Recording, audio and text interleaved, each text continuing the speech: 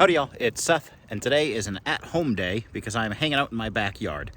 Now, as some of you may know, and most of you probably don't, when we bought my house, this was pretty much all woods and was owned by my neighbor. We have purchased about 4 acres, I think it's like 3.97 or something, in my backyard, and we've been clearing it for about a year, taking down smaller trees, scrub brush, because you couldn't even walk back here. It was brambles and brush up to your head and a lot of little dying saplings and pines. So we've kind of cleared them out over the last year. I didn't really share any of that. As you can see, I'm burning. It's a perfect day to clear up some of this. But I figured maybe I'd just take a second and show you my backyard and maybe show you what we're planning for this. Because this is an absolutely beautiful area, and I'd like to share it with you. Now, before I comment on the drama we had with our lot line and land ownership issues, I'm going to show you this right here. And I'm not sure if the camera's going to pick up the slope, but there's kind of a ditch right there that runs all the way the entire length of the woods here. And what that is, the original county road. Yeah, you can kind of see it a little bit. But back before cars, when stages and horses were running through this area, they were running along this old county road. It's basically been dug up. There's some rocks on the side.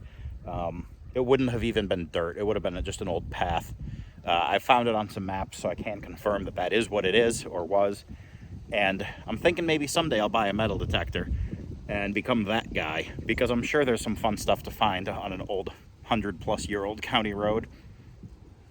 And I will just let you know, as you see my fence, it's been beat up. We've dropped a few trees on it, but we're moving it back anyway, so there's no sense in repairing it just to clear this and move it back. But this is my side yard, and I wanted to show you this because when we bought the house, there was actually a property marker right around here for the back corner of the house, which made sense because we put the fence right there to run along the back of the property. Well, as it turns out, that's what's known as a false marker, and I'll walk along the side of my house. The real property marker, you're gonna love this, is actually right here. I'm not sure if you can see that little pink tag around the rebar, but now let's look. So my fence was on my neighbor's land, and so is my dining room. And yes, I'm gonna fix this up eventually. But yeah, when they built this house, they apparently built it using the false property line and went over the property line. So my dining room and my deck porch were all on my neighbor's land. Now, speaking of porch, you gotta love that they left the tags on when they built that. That's screened, so I can never remove those tags until I rescreen the whole porch. Quality craftsmanship, I tell you.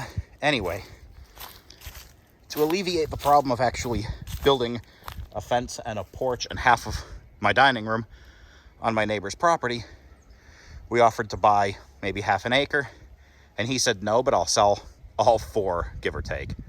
So we bought all 4, give or take, and now we're taking.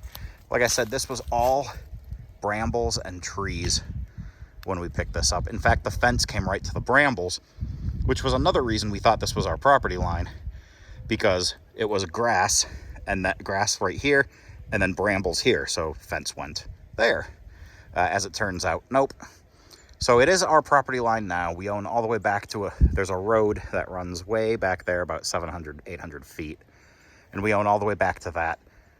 So the plans are to clear about a half an acre. I know it might look like more on here or less, but we're gonna clear about half an acre, leave the trees we can. We're gonna leave that beautiful white oak. Other trees we're definitely leaving because you know we like feeding the birds and the squirrels. And we're clearing this. And we're gonna put a swimming pool somewhere right around here. We're putting an outdoor kitchen somewhere with that. Maybe a shed or a carport or something. And then I would like to run a driveway, just gravel, from here all the way to the road back there, because you can't get to my backyard from my front yard with any equipment. You can get there by foot, but with the slope of the land and everything, you can't get there unless you're going across our neighbor's land, and That's not happening. I won't comment as to why. And of course, it wouldn't be Tennessee if we didn't have something on fire. These were the rules. The only things I wanted when we decided to move here, I told my wife I wanted to buy land where I could shoot a gun and not have the cops show up, and burn something and not have the fire department show up. And this is basically what we're doing. And as you saw, we do have some nearby neighbors on one side of us. It's a shame to now have 4.5 or so acres and be able to look right into my neighbor's backyard. But for now, it's what we have, and I'm not moving anytime soon. That's it, the short tour of my backyard. If anybody is actually interested in watching some progress videos of the clearing and the building and things like that, maybe I'll post them. I don't know. I just dream about renting a mini excavator and starting to dig and level back here. I've never done it before, but I'm a big dumb kid with a big dumb sandbox, and I really want to play. So maybe I'll film that, because if nothing else, there may be some comedic relief in that for you. Who knows? But that's it. It's a short check-in. More videos to come, I promise. Cold weather has just kept me indoors and lazy. But more videos to come. Lots of great stuff. If you haven't already subscribed, you have to. If you haven't liked this video, you definitely need to. And until we see each other again, thanks for watching, and happy trails.